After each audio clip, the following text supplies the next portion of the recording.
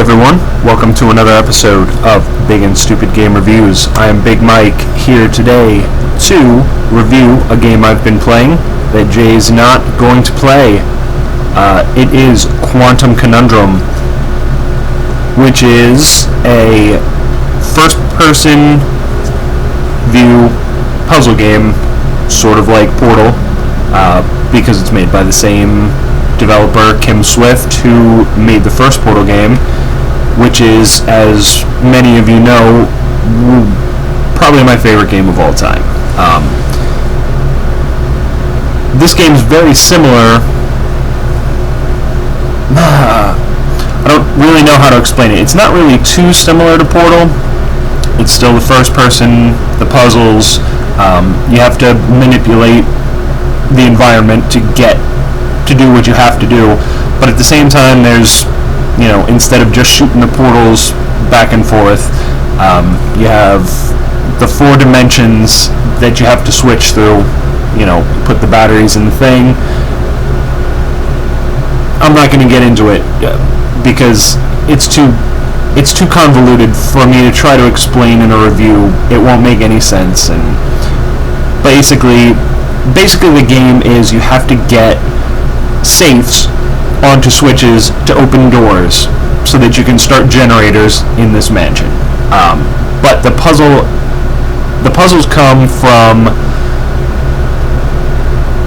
getting the safes to the switches.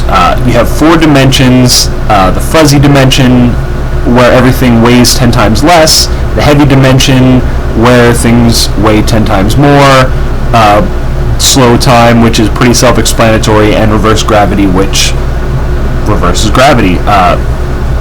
So you just have to, figure out how to get from one end of the level to the other using those 4 or whatever combination you have, because you have to put the batteries in the thing for them to work. Again, I'm not going to get into it.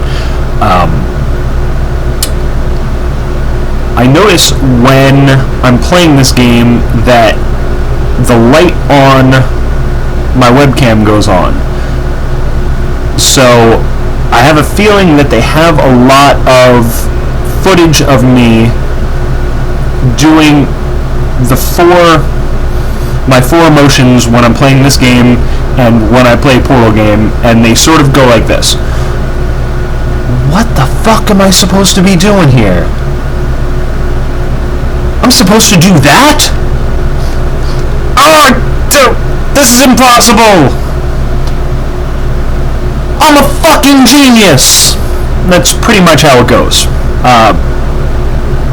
They give you things that when you first figure out what you're supposed to do, it seems impossible, but then once you do it, it's one of the most satisfying feelings you can get from a video game. I have a couple problems with it. They're fairly minor problems. First-person platforming, not a fan of it. I've never been a fan of it. It's in the Portal games. Fine. It's annoying, but you gotta live with it. It's a little bit more in this. There's sort of a Half-Life amount of first-person platforming in this, less in Portal.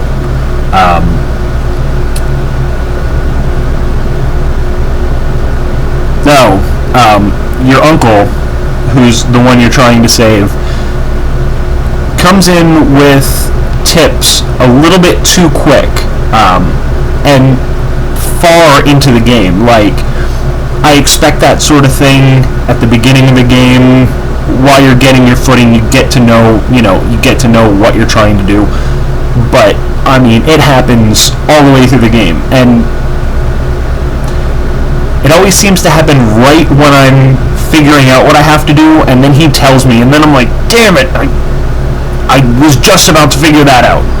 So that's just a little annoying thing for me. And your uncle is sarcastic, comes off trying to be like Gladys. It's very funny. He's witty and it's good. It just comes off as trying to be a little bit too much like Portal. I can see why, but after Portal, it just comes off as, I don't want to say knockoff because it's the same person who did Portal, so it's not really a knockoff, but it just seems like a little too Portal-like. But despite those couple little things that I had problems with, it's definitely worth the $15 it is. It's on Steam now.